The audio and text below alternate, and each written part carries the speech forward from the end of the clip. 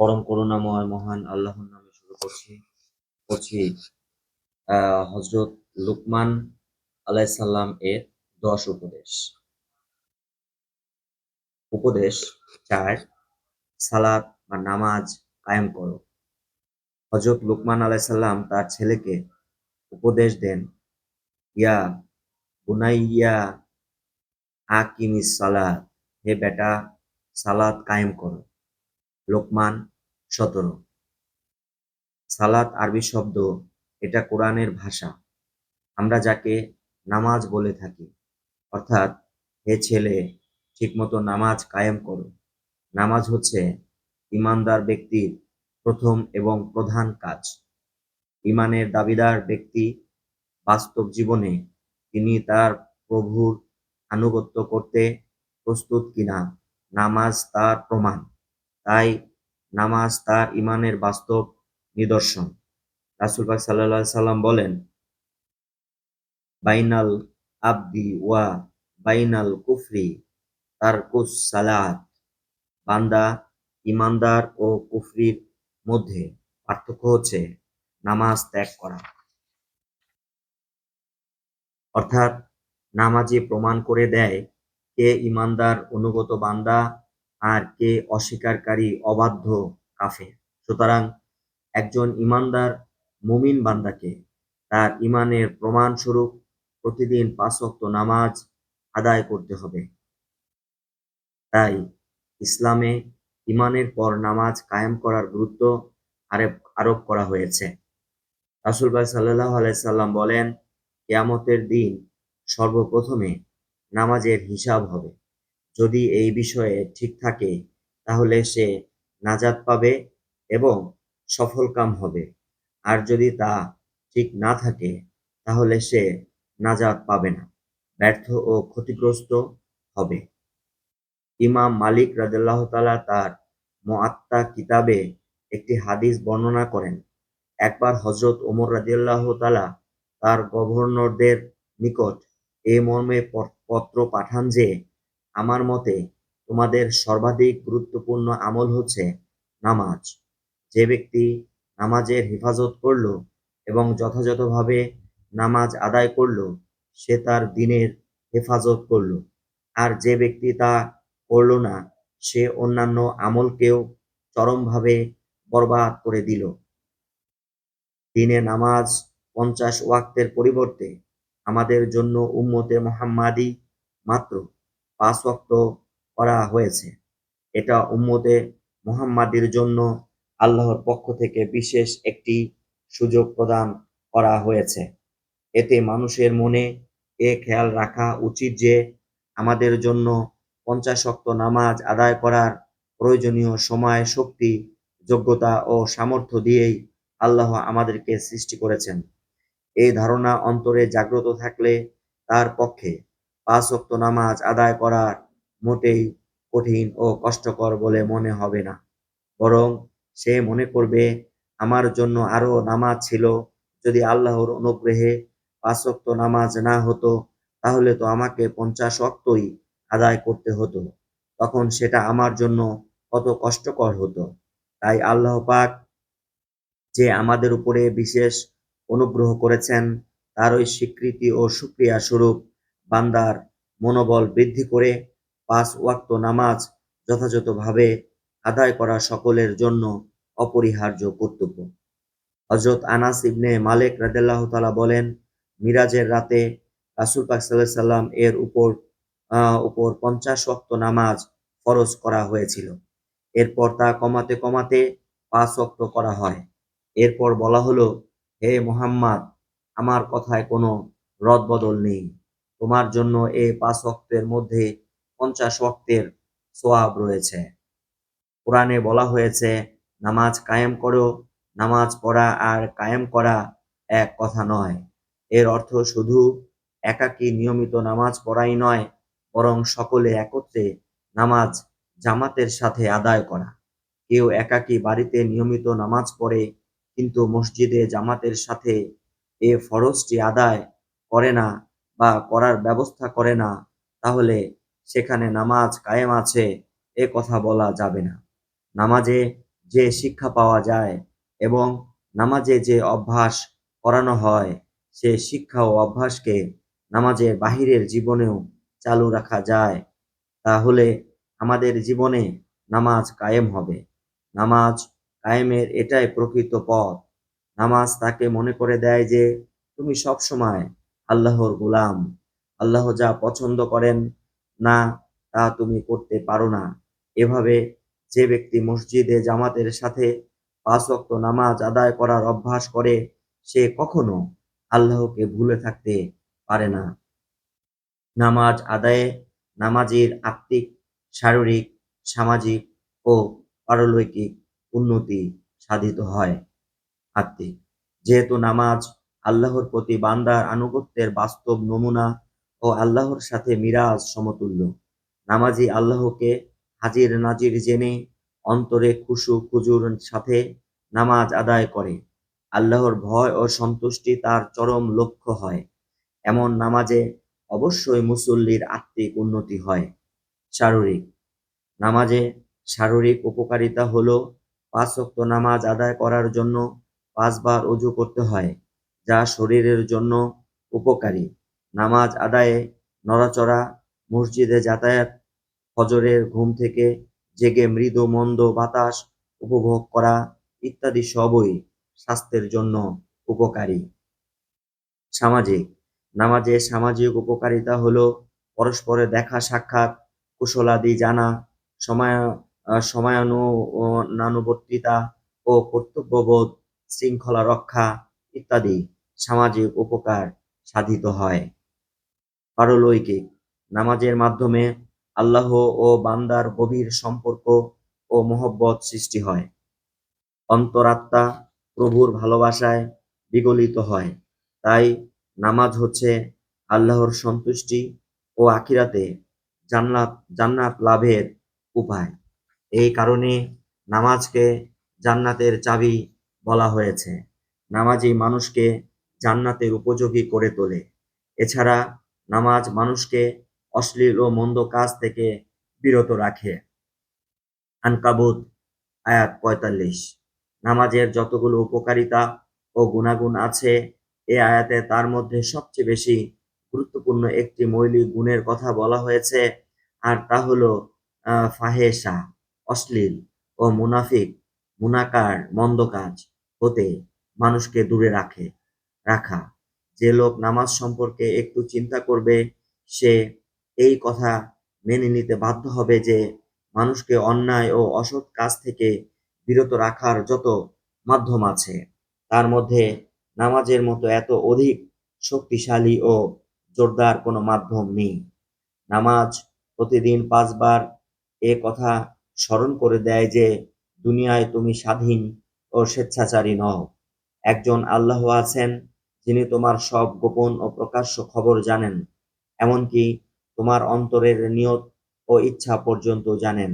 একসময় তোমাকে তার কাছে হাজির হয়ে নিজের কাজের হিসাব নিকাশ দিতে হবে।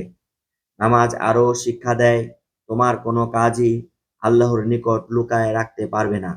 নামাজে যে কাজগুলো করতে হয়, কেউ যদি তা না করে, যেমন অজু নষ্ট হয়ে যাওয়ার পরও সে নামাজ আদায় করে, নিয়ত না করেই শুধু উঠা বসা, রুকু সেজদা করে, সূরা ও দোয়া দরুদ পড়ার পরিবর্তে চুপচাপ থাকে বা কবিতা আবৃত্তি করতে থাকে, তাহলে তার এই গোপন কারসাজির কথা সে এবং আল্লাহ ছাড়া আর কে জানতে পারবে? তাই একজন প্রকৃত নামাজী তার মাবুদের সামনে যখন দাঁড়িয়ে যায়, তখন সে তার পূর্ণ মনোনিবেশ সহকারে নামাজের হুকুম, আহকাম ও অন্যান্য নিয়ম নীতি পালন করে নামাজ আদায় করে। দুনিয়ার কেউ দেখুক বা না দেখুক, কেউ আসুক বা না আসুক, সে তার প্রভুর দর্শন ও নজরদারির কথা কখনো ভুলে যায় না। এটাই নামাজের প্রকৃত শিক্ষা। এখন একটা প্রশ্ন থেকে যায়, নামাজ কি সব নামাজিকে অন্যায় ও পাপ কাজ থেকে বিরত রাখতে পারে? এর জবাবে বলবো, এটা সম্পূর্ণ নামাজীর ইচ্ছার উপরে নির্ভর করে। সে যদি ইচ্ছা করে, তাহলে এ নামাজ থেকে শিক্ষা গ্রহণ করে সংশোধন হতে পারে। অন্যথায় যে ব্যক্তি নামাজ থেকে শিক্ষা নিতে ও নিজেকে সংশোধন করতে নারাজ, নামাজের কার্যকারী শিক্ষার প্রভাব তার চরিত্রে প্রতিফলন ঘটাতে সচেষ্ট নয়, তার নামাজ তাকে কোনোই সুফল দিবে না। একটি উদাহরণ দিলে বিষয়টি আরো সহজভাবে বোঝা যাবে। যেমন খাদ্য মানুষের দেহের বৃদ্ধি ও সুস্থতা আনে, কিন্তু কোনো লোক যদি খাদ্য খাওয়ার সাথে সাথে বমি করে ফেলে, তাহলে এ খাদ্য তার কোনোই উপকারে আসবে না, কারণ সে খাদ্য খেয়েছে কিন্তু তার দেহ সেটা গ্রহণ করেনি, ফলে তার দ্বারা কোনো উপকার পায়নি। এখন যদি বলা হয় খাদ্য মানুষের শরীরের কোনোই উপকার করে না, তেমনি একজন নামাজি সম্পর্কে বলতে হয় সে আসলে নামাজই আদায় করেনি। এ বিষয়ে নবী করিম সাল্লাল্লাহু আলাইহি সাল্লাম এর কয়েকটি হাদিস বর্ণনা করা হলো। হযরত ইমরান ইবনে হুসাইন রাদিয়াল্লাহু তাআলা বলেন, নবী করিম সাল্লাল্লাহু আলাইহি সাল্লাম বলেছেন, যে লোককে তার নামাজ আম ফাহে ফাহেসা ও মন্দ কাজ হতে বিরত রাখতে পারল না, তার নামাজ আসলে নামাজই নয়। হযরত ইবনে আব্বাস রাদিয়াল্লাহু তাআলা বলেন, নবী করিম সাল্লাল্লাহু আলাইহি সাল্লাম বলেছেন, যার নামাজ তাকে নির্লজ্জ খারাপ কাজ থেকে দূরে রাখতে পারল না, তাকে তার নামাজ আল্লাহ হতে আরো দূরে নিয়ে গেল। হযরত ইবনে মাসউদ রাদিয়াল্লাহু তাআলা বলেন, নবী করিম সাল্লাল্লাহু আলাইহি সাল্লাম বলেছেন, যে লোক নামাজের আনুগত্য করল না, তার নামাজই হলো না। আর নামাজের আনুগত্য হলো নামাজ তাকে ফাহেসা ও পাপ কাজ থেকে বিরত রাখবে। আব্দুল্লাহ ইবনে মাসউদ রাদিয়াল্লাহু তাআলা, আব্দুল্লাহ ইবনে আব্বাস রাদিয়াল্লাহু তাআলা, হাসান বসরি রহমাতুল্লাহ আলাইহি, কাতাদাহ ও আমাস প্রমুখ সাহাবী ও তাবেঈন এরূপ কথাই বর্ণনা করেছেন। ইমাম জাফর সাদেক বলেছেন, যে ব্যক্তি জানতে চায় যে তার নামাজ কবুল হয়েছে কিনা, তাহলে তাকে লক্ষ্য রাখতে হবে নামাজ তাকে নির্লজ্জ ও পাপ কাজ হতে কতদূর বিরত রাখতে পেরেছে।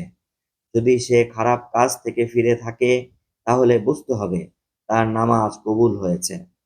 নামাজ ত্যাগ করা কঠিন গুনাহ। হাদিসে নামাজ ত্যাগকারীদের প্রতি কঠোর হুঁশিয়ারি দেওয়া হয়েছে।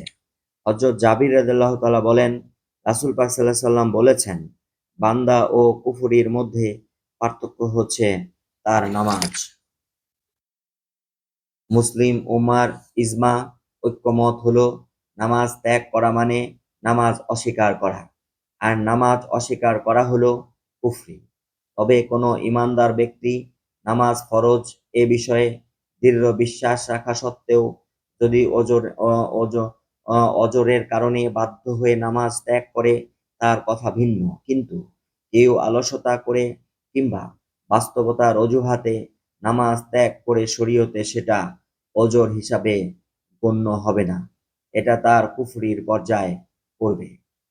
আব্দুল্লাহ ইবনে আমর রাদিয়াল্লাহু তাআলা বলেন, একদিন রাসূলুল্লাহ সাল্লাল্লাহু আলাইহি সাল্লাম নামাজের বিষয়ে আলোচনা করতে গিয়ে বলেন, যে ব্যক্তি নামাজের হেফাজত করবে, কিয়ামতের দিন নামাজ হবে তার জন্য আলো, প্রমাণ ও মুক্তি সনদ। আর যে ব্যক্তি নামাজের হেফাজত করবে না, কিয়ামতের দিন তার জন্য কোনো আলো, প্রমাণ ও মুক্তি সনদ থাকবে না। শুধু তাই নয়, বরং সেদিন সে কারুন, ফেরাউন, হামান ও উবাই ইবনে খালফের সাথে সাথী হবে। মুসনাদে আহমেদ, তাবারানি, ইবনে হিব্বান, ইমাম ইমাম ইবনে কাইয়ুম বলেছেন, যে ব্যক্তি নামাজের হেফাজত করে না, অর্থাৎ নামাজ ত্যাগ করে, তার পেছনে একটা কারণ থাকে, যেমন অর্থ সম্পদের ব্যস্ততা, রাজত্বের ব্যস্ততা, সরকারি কাজের ব্যস্ততা কিংবা ব্যবসা বাণিজ্যের ব্যস্ততা। সুতরাং যে অর্থ সম্পদ উপার্জনের ব্যস্ততায় নামাজ ত্যাগ করে, সে কারুনের সাথী হবে। যে দেশ ও রাজত্ব পরিচালনায় ব্যস্ত থেকে নামাজ ত্যাগ করে, সে ফেরাউনের সাথী হবে। যে ব্যক্তি সরকারি কাজের চাকুরির ব্যস্ততায় নামাজ ত্যাগ করে, সে হামানের সাথী হবে। আর যে ব্যক্তি ব্যবসা বাণিজ্য নিয়ে ব্যস্ত থাকে, নামাজ ত্যাগ করে, সে উবাই ইবনে খালফের সাথী হবে। ইমাম মুনজিরি তারগিব ও তারহিব গ্রন্থে উল্লেখ করেছেন, সাহাবী ও তাদের পরবর্তী একটি দলের মতো হলো, যে ব্যক্তি স্বেচ্ছায় নামাজ ত্যাগ করে নামাজের পুরো সময়টা পার করে দেয়, সে কাফির। এ দলের মধ্যে রয়েছে উমর ইবনে খাত্তাব, আবদুল্লাহ ইবনে মাসউদ, আবদুল্লাহ ইবনে আব্বাস, মুয়াজ ইবনে জাবাল, জাবির ইবনে আবদুল্লাহ ও আবু দারদা রাদিয়াল্লাহু তাআলা আনহু। আর সাহাবী ছাড়া যারা এ মত পোষণ করেন তারা হলো আহমেদ বিন হাম্বল, আর সাহাবী ছাড়া যারা এই মত পোষণ করেন তারা হলেন আহমদ বিন হাম্বল, ইসহাক বিন রাওয়াই, আবদুল্লাহ ইবনে মুবারক, ইব্রাহিম নাইখ, হাকাম বিন উতাইবা, আবু আইয়ুব শাকতিয়ানি, আবু দাউদ তালিসি, আবু বক্কর বিন আবু সাইবা, জুহাইর বিন আবু হারুন প্রমুখ। অনেক সংখ্যক সাহাবী ও তাবেঈদের বর্ণনা অনুসারে নামাজ ত্যাগ করা একটি বড় রকমের হত্যাযোগ্য অপরাধ। অনেকের মতে কঠিন শাস্তি অবধারিত, কিন্তু সংখ্যক প্রাচীন আলেমগণের মতে তাকে কাফির ঘোষণা করা যাবে না। এদের মধ্যে রয়েছেন ইমাম আবু হানিফা, ইমাম মালিক ও ইমাম শাফেঈ। তাদের মতে তার ফাসিক এবং তাকে তওবা করতে বাধ্য করতে হবে, নচেত কঠোর শাস্তির ব্যবস্থা করতে হবে। যারা নামাজ ত্যাগকারীকে কাফির বলেন তারা ওই সমস্ত ব্যক্তিকে বুঝিয়েছেন যারা নামাজ অস্বীকার করে এবং ত্যাগ করাকে বৈধ মনে করে। ইমাম শাওকানি বলেন, নামাজ ত্যাগকারীকে কাফের বলা হয়েছে। তবে কথা হলো, কোনো কোনো কুফর এমন থাকতে পারে যার ক্ষমা সম্ভব এবং যা রাসূলুল্লাহ সাল্লাল্লাহু আলাইহি সাল্লামের শাফায়াতের অন্তরায় নয়। একজন নামাজি লোকের দিনের শুরু হয় নামাজ দিয়ে, আবার শেষও হয় নামাজ দিয়ে। ঘুম থেকে উঠে প্রথমে তার নামাজ, ফজরের নামাজ দিয়ে কাজ শুরু। নামাজের আগে যা কিছু করে তা তো নামাজের প্রস্তুতিমূলক কাজ। আবার দিনের শেষে ঘুমের আগে ঈশার নামাজ দিয়ে শেষ হয়। অন্যান্য নামাজ প্রথম ওয়াক্তে পড়ার তাগিদ থাকলেও ঈশার নামাজ দেরিতে পড়া মুস্তাহাব বলা হয়েছে, কারণ যাতে ঈশার নামাজের পর আর কোনো কাজ না করে তাড়াতাড়ি ঘুমানো যায়, যাতে নামাজি মন মেজাজ নিয়ে ঘুমিয়ে পড়া যায়।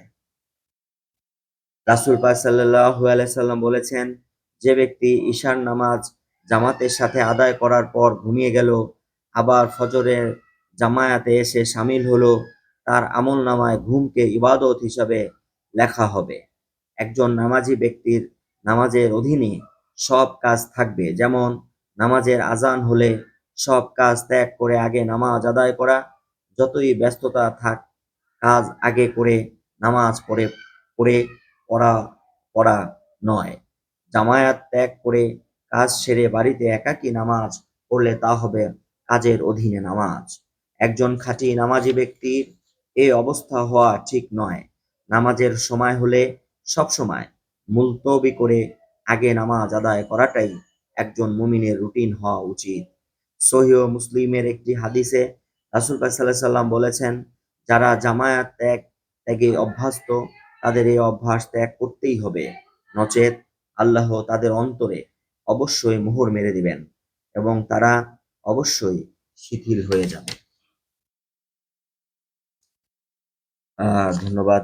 শুনছিলেন হযরত লোকমান আলাইহিস সালাম এর 10 উপদেশ থেকে 4 নম্বর অধ্যায় পড়লাম। 5 নম্বর অধ্যায়ে উপদেশ, ভালো কাজে আদেশ ও মন্দ কাজে নিষেধ করার আশাবাদ ব্যক্ত করছি।